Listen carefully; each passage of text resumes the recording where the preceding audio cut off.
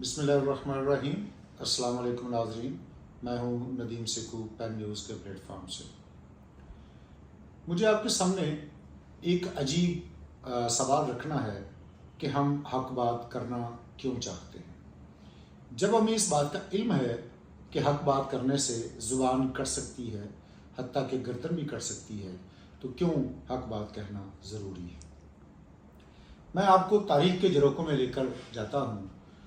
مولانا حسرت موہانی 1903 میں حسرت موہانی نے اپنا رسالہ ماہنامہ شروع کر دیا، اردو معلیٰ۔ اردو معلیٰ میں عام طور پہ ادبی مضامین ہوتے اور پھر کبھی کبھار وہ کوئی سیاسی موضوع بھی چھیڑ دیتے۔ ایک بار ایک طالب علم نے مصر میں انگریزوں کی جابرانہ حکومت کے خلاف ایک مضمون لکھا، مصریوں کی آزادی کے حق میں، اور وہ قلمی نام سے حسرت موہانی نے اپنے رسالے میں چھاپ دیا۔ اب حکومت کو ایکشن لینا تھا۔ انگریز حکومت نے فوری طور پہ حسرت موہانی کو گرفتار کر لیا۔ حسرت موہانی جس وقت گرفتار ہوئے، ان کی بیٹی کی تقریباً وہ 1 ماہ کی تھی، اور اس وقت وہ اپنی بیوی کے ساتھ گھر میں موجود تھے۔ ان کی اپنی فیملی وہاں سے سینکڑوں کلومیٹر دور کسی دوسرے شہر میں تھی۔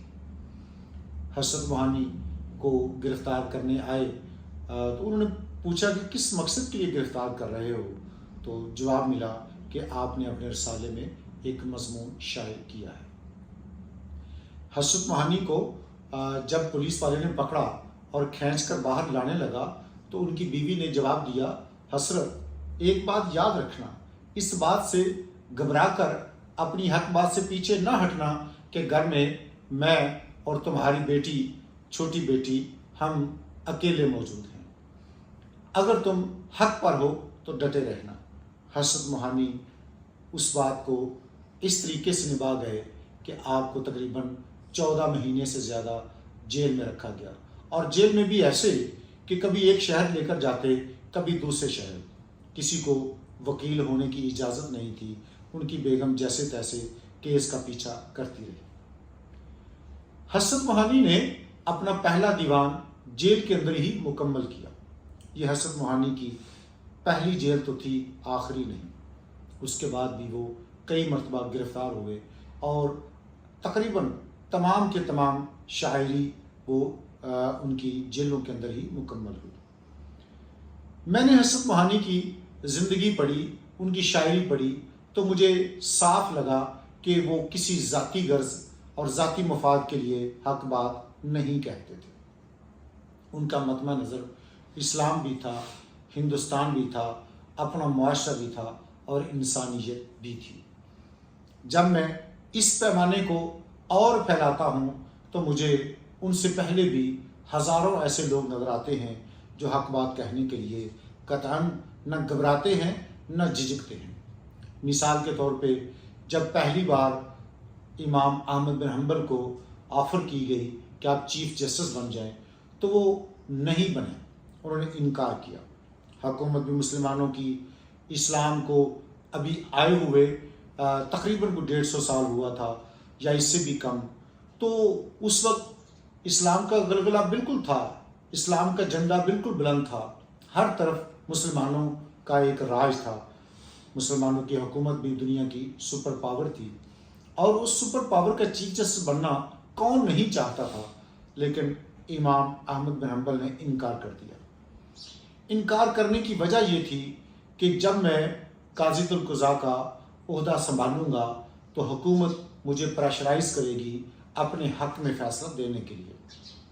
میں کبھی حق بات پر کمپرومائز نہیں کروں گا، میں وہ کہوں گا جو سچ ہے۔ اور اگر میں صرف یہی کہہ سکتا ہوں اور اپنے فیصلے کو نافذ کروانے کی طاقت نہیں رکھتا، اور کبھی نہ کبھی ڈر کر، جھجک کر فیصلہ نہ دینے پر مجبور ہو جاؤں گا، تو پھر میں جج بننے کے لیے تیار بھی نہیں ہوں، کیونکہ وہ ایک آزادانہ حیثیت میں حکومت کے ہر قدم پر رائے دیتے تھے، اپنی بات کرتے تھے، اور ان کی بات سننے والے ہزاروں میں نہیں لاکھوں میں تھے۔ حکومت نے ان کو گرفتار کیا، روزانہ ان کو 100 درے مارنے شروع کیے، ان کے جسم سے چمڑی تو اتر گئی لیکن زبان سے حق بات نہیں گئی۔ امام احمد بن حنبل آخر کار شہید ہوئے اور ان کا وہ جملہ تاریخ کا حصہ بن گیا کہ کون حق پر ہے اور کون باطل ہے، اس کا فیصلہ ہمارے جنازے کریں گے۔ اور ایسے ہی ہوا، جب امام صاحب فوت ہوئے تو ان کے جنازے میں لاکھوں لوگ موجود تھے۔ حقیقت یہی ہے کہ جب ہم یہ فیصلہ کر لیتے ہیں کہ ہمیں حق بات کہنی ہے تو ہمیں پہلے سے علم ہوتا ہے کہ اس کی کوئی قیمت بھی ہے اور وہ قیمت چکانا پڑتی ہے۔ اگر میں یہ کہوں محرم قریب ہے کہ امام علی مقام حضرت امام حسین کو کیا اس بات کا علم نہیں تھا کہ وہ کربلا کی طرف جا رہے ہیں اور اس کی ایک قیمت ہے؟ جب حکومت کے خلاف جائیں گے، حکومت کے خلاف فتویٰ دیں گے اور حکومت کے غیر اسلامی اقدامات کو واضح کریں گے تو اس کی قیمت ہوگی۔ حضرت امام حسین علیہ السلام کو ان سے پہلے بہت کچھ واقعات ان کی نظروں میں تھے۔ مولا علی علیہ السلام کے خلاف جنگیں، پھر حضرت امام حسن علیہ السلام کی شہادت، پھر حضرت عبداللہ بن زبیر رضی اللہ تعالیٰ عنہ کی شہادت، پھر اور ہزاروں صحابہ کرام کی شہادت، یہ واضح کرنے کے لیے کافی تھی کہ ظالم کو ظلم کرتے ہوئے اس بات کا قطعاً خیال نہیں آتا کہ وہ ظلم کس پر کر رہا ہے۔ اس کا صرف ایک ہی مقصد ہوتا ہے، اپنی حکومت کو دوام دینا، اور جو اس کے غلطیوں کو، اس کے ظلم کو واضح کر رہے ہوتے ہیں، انہیں بھی اس بات کا علم ہوتا ہے کہ ان کو اس کا کیا ہرجانہ دینا پڑے گا۔ اسی لیے اگر جان چلی بھی جاتی ہے تو کہا جا سکتا ہے کہ جان جانے کا دکھ نہیں، حق بات اگر کہہ دی تو اصل مقصد حاصل ہو گیا۔ اور میں اگر اس بات کو تھوڑے مختلف انداز سے کہوں تو کیا کہ صرف اسلام میں ایسے مجاہدین سامنے آتے ہیں جو حق بات کہتے ہیں؟ نہیں، ہر مذہب میں، ہر قوم میں ایسے لوگ ہوتے ہیں جو ڈٹ کے کھڑے ہو جاتے ہیں اور پھر اپنے موقف پر اس انداز سے قائم رہتے ہیں کہ ظلم و جبر کا ہر تیر بھی ان کو اپنے موقف سے ہٹانے میں ناکام رہتا ہے۔ ہم کسی بھی قوم کے ہیرو کی زندگی کا مطالعہ کر لیں، ہمیں نظر آتا ہے کہ وہ کبھی بھی اپنے موقف سے پیچھے نہیں ہٹا۔ آج پاکستان میں جو حالات ہیں، جو واقعات ہیں، تو عجیب و غریب قسم کی صورتحال سامنے آتی ہے۔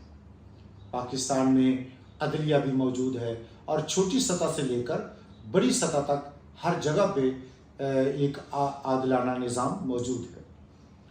عدالتیں کھلتی ہیں، عدالتوں میں بیٹھنے والے جج صاحبان لاکھوں کروڑوں روپیہ کماتے ہیں۔ وہ اس بات کی ہی تنخواہ لیتے ہیں کہ انہیں اپنی عوام کو تحفظ دینا ہے، لیکن تحفظ وہ کس کو دیتے ہیں اور کس بنیاد پر دیتے ہیں، آج پوری قوم اس کو بھگت رہی ہے۔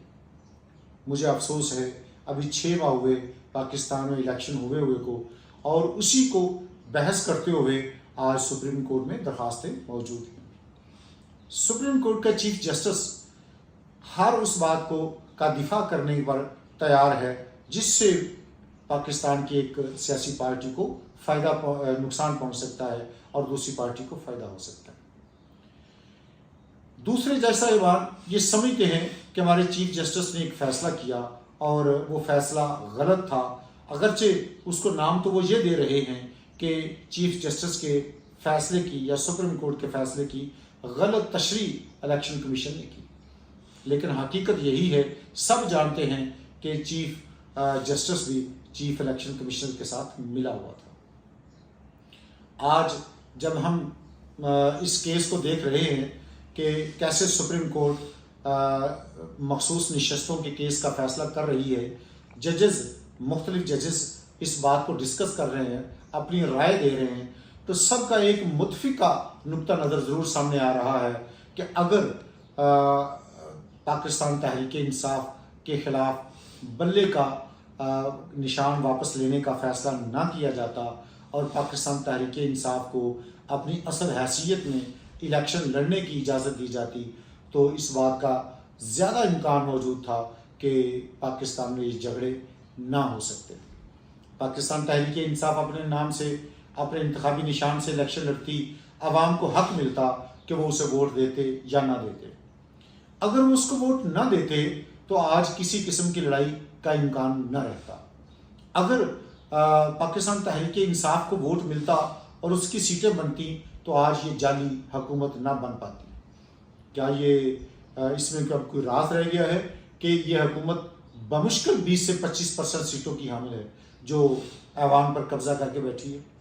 پاکستان پیپلز پارٹی، پاکستان مسلم لیگ نواز، پاکستان مہاجر قومی موومنٹ MKM یا دیگر جماعتیں جو بھی حکومت میں موجود ہیں، ان سب کی جو اصل سیٹیں ہیں وہ ساری اکٹھی بھی کر لی جائیں تو 20 سے 25% سیٹیں بنتی ہیں۔ تو جب یہ ان کو حکومت دی گئی، عین ممکن ہے اگر 8 فروری کا الیکشن منصفانہ ہوتا تو ان کو حکومت نہ ملتی۔ تو اگر صرف ظلم کرنے سے، اگر صرف پابندیاں لگانے سے، اگر صرف لوگوں کو گرفتار کرنے سے حق بات چھپ سکتی ہوتی تو ضرور چھپ جاتی۔ غور کرنے کا موقع یہ بھی ہے کہ کیا ایک ظالم بھی یہ سوچتا ہے کہ میں لوگوں کو اجازت دوں کہ وہ سچ بات کہیں؟ وہ کیوں روکنا چاہتا ہے لوگوں کو حق بات کرنے سے؟ وہ کیوں انہیں ان کی رائے دینے سے منع کرنا چاہتا ہے؟ کیونکہ اسے یقین ہوتا ہے کہ وہ جب لوگوں کو چپ کروا لے گا، کوئی بھی نہیں بولے گا، تو اس کی حکومت دوام پائے گی، اس کی حکومت برقرار رہے گی، اس کی طاقت قائم رہے گی۔ وہ نہیں سوچتا کہ ایسا ممکن ہی نہیں، ایسا ہو ہی نہیں سکتا۔ ہر ظلم ہمیشہ مٹنے کے لیے ہے۔ قرآن مجید نے تو صاف کہہ دیا، وَجَاءَ الْحَقَّ وَزَهَقَ الْبَاطِلُ إِنَّ الْبَاطِلَ كَانَ زَهُوقًا۔ کیا ممکن ہے کہ حق آ جائے اور باطل بھی برقرار رہے؟ کبھی نہیں ہو سکتا۔ حق بات کہنے والا کہہ دیتا ہے، ماننے والے اگر دیر سے بھی مانے تو یہ کہا جا سکتا ہے دیر ہے، اندھیر نہیں ہو سکتا۔ یہ ممکن نہیں کہ حق واضح نہ ہو۔ یہ کیسے ہو سکتا ہے کہ رات ہمیشہ کے لیے برقرار رہے اور سورج کی روشنی اس تیرگی کو، اس اندھیرے کو، اس ظلمت کو ختم نہ کر سکے؟ ایسے ہی سچ بات اپنا وزن رکھتی ہے، حق بات اپنا وزن رکھتی ہے۔ آج سے صرف 1 سال یا 1.5 سال پہلے دیکھ لیں، آج کا ایک بڑا مشہور صحافی اسد طور مطیع اللہ جان اسی چیف جسٹس کے دیوانے تھے۔ وہ اس کے ہر قدم کی حمایت کرتے، پاکستان تحریک انصاف کی مخالفت کرتے اور پاکستان تحریک انصاف کے نظریے اور بیانیے کو ہمیشہ رد کرتے۔ لیکن آج کیا ہوا؟ آج وہ مظلوم کے ساتھ کھڑے ہو گئے اور ان ظالموں کو کہ ظلم کو وہ واضح کرنا شروع ہو گئے۔ حکومت کو بالکل وہ کہہ رہے ہیں کہ یہ ایک نامقبول اور غلط سیٹوں پر اور غلط مینڈیٹ پر کھڑی یہ حکومت ہے، اور وہ واضح کہہ رہے ہیں کہ پاکستان تحریک انصاف سے اختلاف ضرور ہے لیکن عوام نے ان کو منتخب کر لیا ہے۔ وہ اسی چیف جسٹس کو واضح طور پر اسٹیبلشمنٹ اور حکومت کا ایجنٹ قرار دے رہے ہیں۔ وہ الیکشن کمیشن پر اعتراض کرتے ہیں، اور یہ لوگ ایسے نہیں تھے کہ یہ ایک غیر جانبدار صحافی تھے، نہیں، یہ پاکستان تحریک انصاف کے سخت ناقدین میں سے تھے۔ اگر ان کو عمران خان کا دشمن کہا جائے تو تب بھی شاید مناسب ہو، لیکن انہیں کس چیز نے مجبور کر دیا کہ وہ حق بات کہنے پر آ گئے؟ کہ لازمی بات ہے کہ ظلم پھر ظلم ہے، بڑھتا ہے تو مٹ جاتا ہے، اور ظلم جب مٹتا ہے تو پھر حق بات کہنے والوں کی تعداد ہمیشہ بڑھتی جاتی ہے۔ آج ہائی کورٹس کے ججز بولنا شروع ہو گئے، سیشن کورٹ کے ججز بولنا شروع ہو گئے، ایون کہ سپریم کورٹ کے ججز بھی حق بات پر کہنے پر مجبور ہو رہے ہیں۔ ہم تو حیران ہیں، بیوروکریسی میں سے ایک لیاقت چٹھا بھی ہوا کرتا تھا، اس نے ایک ہی دن پریس کانفرنس کی تو اسے ایسا غائب کیا گیا کہ دوبارہ اس کا نام و نشان نظر نہیں آتا۔ حالانکہ وجود تو ہے اور آخر کار سچ سامنے آئے گا۔ کتنی دیر چھپایا جا سکتا ہے، کتنی دیر روکا جا سکتا ہے؟ آج سے صرف 2 سال پہلے یہی ہمارے سابق چیف آف آرمی اسٹاف محترم باجوہ صاحب، ان کا اقتدار پورے عروج پہ تھا، ان کی طاقت پورے عروج پہ تھی، کسی کے اندر مجال نہیں تھی دم مارنے کی، لیکن آج ایک ان کا متعلق ان کے قریب رہنے والا بول رہا ہے کہ نہیں، مسٹر باجوہ یہ تھے اور مسٹر باجوہ یہ تھے۔ ان کے ہر قدم کو، ان کے ہر غلط قدم کو آشکارا کیا جا رہا ہے۔ ان کی ہر بات کو اور ان کی ہر غلط بات کو واضح کیا جا رہا ہے۔ انہوں نے کہاں سے کتنا مال کمایا، کیسے کیسے اپنا مال بنایا اور پاکستان کو کیسے کیسے نقصان پہنچایا، سب واضح ہے۔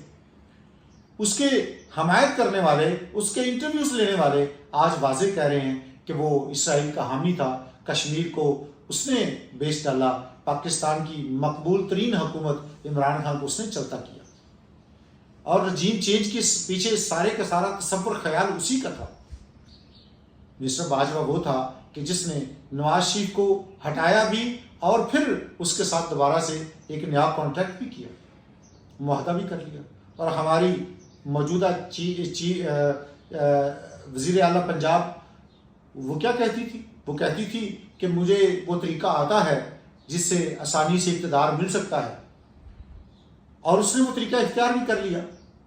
آج وہ اگر پنجاب کی وزیر اعلیٰ ہے تو اس کے پیچھے کیا ہے؟ اس کے تو ٹوٹل 25 سیٹیں ہیں، اور 25 سیٹوں والی اگر 200 سیٹوں کی مالک بن بیٹھی ہے تو یقیناً اس کے پیچھے اس نے کیا بیچا اور کیا خریدا وہ سارا سامنے ہے۔ تو حق بات کہنے کے لیے اگر کسی کو سر کٹانا پڑتا ہے تو وہ لوگ حق بات کہنے والے باز نہیں آتے۔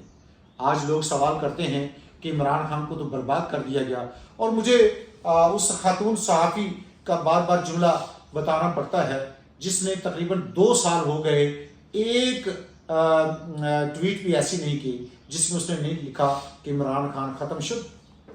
وہ ختم شد کہنے والی کون ہوتی تھی؟ وہ تو ایک ووٹر تھی، اور اس کے پیچھے طاقت کون سی تھی وہ ساری دنیا اب جان چکی ہے۔ وہ جسے ختم شد کہتی تھی پاکستانی عوام نے اس کو قائم و دائم رکھا، اور وہ جو غلط اور ناکارہ لوگ تھے ان کو ختم شد کر دیا۔ تو کیا کسی کے ختم شد کہنے سے وہ ختم ہو گیا؟ پاکستانی عوام تو اس کے ساتھ ہے، اور اس پر ہر ظلم کیا گیا، ہر زیادتی کی گئی، اس کے گھر پر حملہ کیا گیا، اس کی بیوی کو گرفتار کیا گیا، اس کے بھانجے کو گرفتار کیا گیا۔ اب حکومت مان رہی ہے کہ 5000 سے زیادہ کارکنوں کو باقاعدہ مقدمے میں گھسیٹا گیا، اور جن کو مقدمے کے بغیر تھانوں میں رکھا گیا، اور جن کو مقدموں کے بغیر پکڑ کے سزائیں دی گئی، اور وہ ان کی تعداد تو پھر ہو سکتا ہے لاکھوں میں ہو۔ تو یہ سارا کچھ، یہ سارا ظلم برداشت کر کے بھی آخر وہ چپ کیوں نہیں کر جاتا؟ وہ حق بات کہنے سے پیچھے کیوں نہیں ہٹ جاتا؟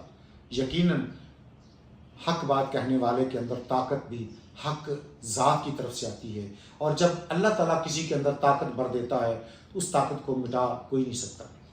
ایک شاعر کہتے ہیں، حق بات سرے بزم بھی کہنے میں تعامل، حق بات سرے دار کہو سوچتے کیا ہو۔ تم حق بات جو ہے وہ چھپ چھپا کے کرنا چاہتے ہو؟ نہیں، اگر تمہیں پھانسی کے پھندے پر کو چومتے ہوئے بھی حق بات کہنی پڑے پھر بھی اس سے پیچھے نہ ہٹو۔ آج گر بولے نہیں حق بات پر، آج گر بولے نہیں حق بات پر، کل ستم ہوں گے تمہاری ذات پر۔ یہ ان تمام پاکستانیوں کے لیے یہ پیغام ہے۔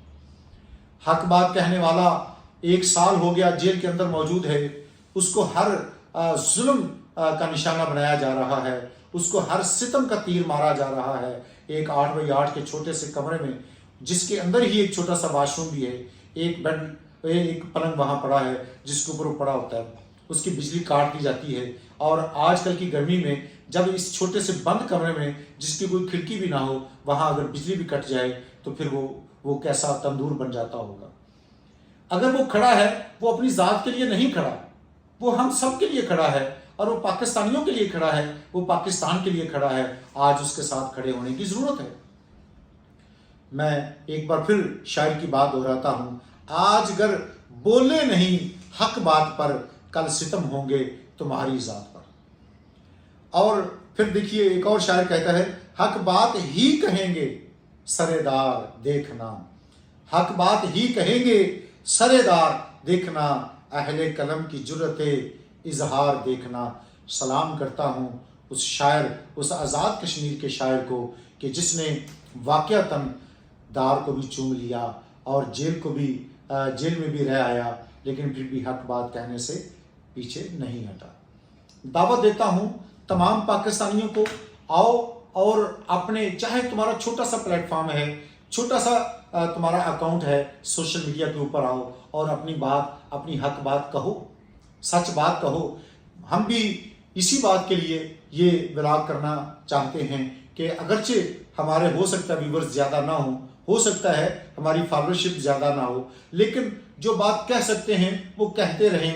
जहाँ तक हमारी बात पहुँचती है पहुँचनी चाहिए, ताकि ये गवाही मिल जाए कि हम भी हक बात कहने वालों के साथ हैं। बहुत शुक्रिया, जज़ाकल्लाह।